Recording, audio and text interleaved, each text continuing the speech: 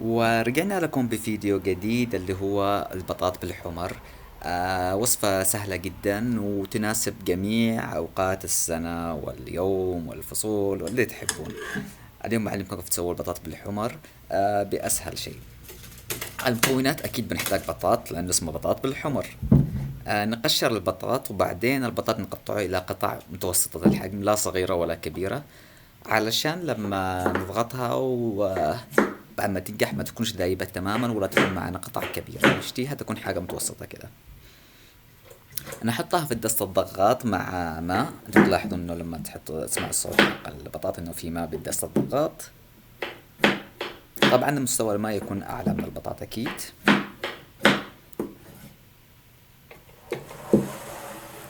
ونضيف الملح. نضغطها لمدة تقريبا نص ساعة ويعتمد على نوع البطاطا أكيد. من لما يبدأ يصفر الدست نقصها ونخليها نص ساعة وبعدين نشوف كيف البطاط يكون ناجح معانا. أهم شيء ما يكونش مهروس. وأيضا نحتاج حمر لأنه اسمه بطاط بالحمر.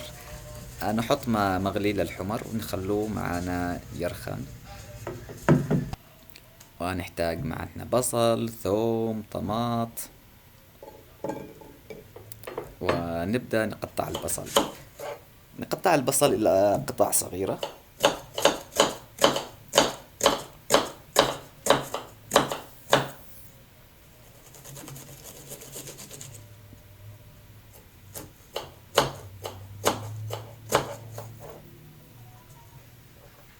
وأيضا الثوم.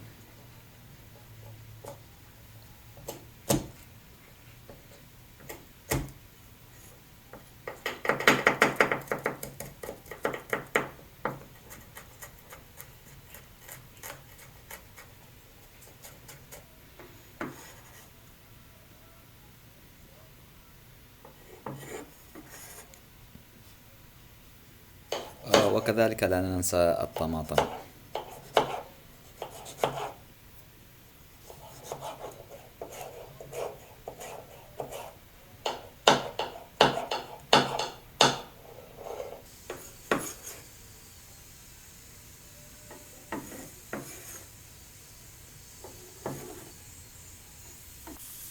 ونجي الآن نصلح الكشنة. معنا احنا بطنجرة الضغط أو بالطنجرة أو الدست. نحط زيت ونحط البصل والثوم. وأيضا خطوة اختيارية نضيف شوية كمون حبوب. ونقلب لما يبدأ يدخل معنا البصل. تلاحظوا معانا هنا الدست الضغط والبطاط خلص وبعدت حق الصفيرة علشان تغطي قلبها الدست. ونستمر بتقليب البصل. تشوفوا هنا معانا البطاط نضج بطريقة حلوة جدا. ونرجع على البصل.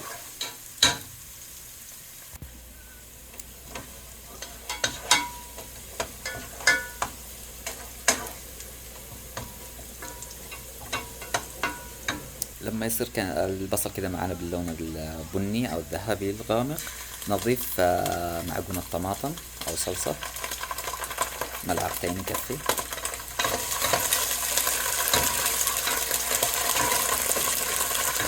بعد ما تنضج الصلصة معنا شوية نضيف الطماطم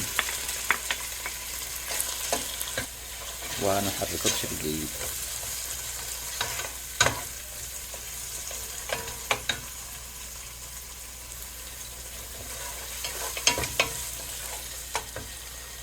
أيضا لا ننسى ماجي.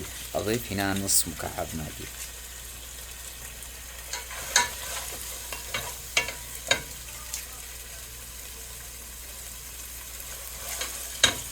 نضيف البهارات. هنا معنا بهارات مشكلة.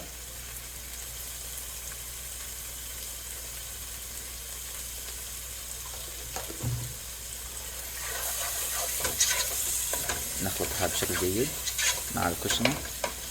طبعا البهارات تساعد انه الطماط يذوب. وايضا لا ننسى الملح. طبعا هذه الوصفة تعلمتها من ام كروم.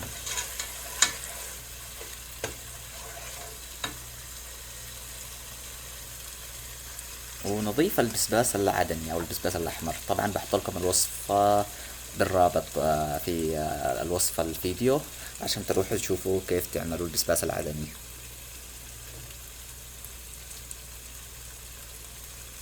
طبعا انا هي تقريبا حدود استخدمت 6 إلى 7 ملاعق، وهو بالاخير حسب الرغبة، يعني كيف تحبوا انتم حسب الكمية اللي عندكم.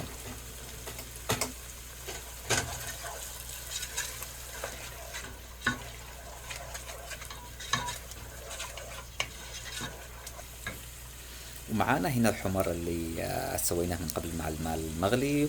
نخلطه بشكل جيد ونضيف الماء. نستمر نغسل الحمر بالماء كذا مرتين ثلاثة، بحيث انه يكون كافة المستخلص من الحمر يعني سويناه للكشنة حقنا.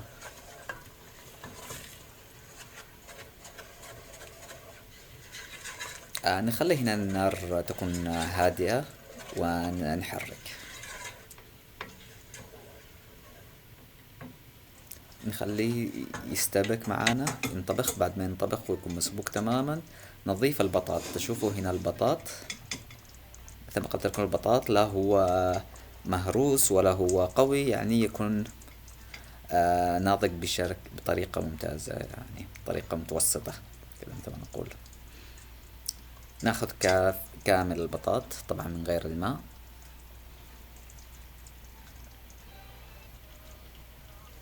بعد ما كملنا كل البطاط، طبعا هنا ما نخلطها بطريقة خفيفة جدا علشان ما يتصل معنا البطاطا او ينهرس.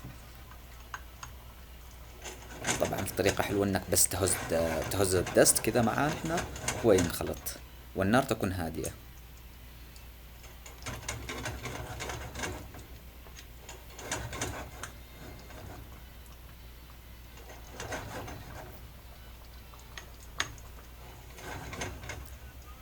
طبعا من فترة لفترة نحركه بينما النار تكون هادية، علشان احنا الان بهدف بهذا انه تكون النار هادئة وانه تكون فترة طويلة، علشان البطاط يعني يكون يمتص كل النكهة حق الكشنة اللي فيه، ما يكونش البطاط كذا لحاله لما تاكله.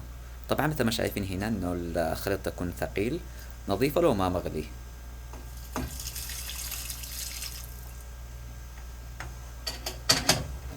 طبعا نحرك. طبعا بعد فترة بنشوف انه الخليط اصبح بهذا القوام. تشوفوا كيف انه لا يكون خفيف مرة ولا ثقيل.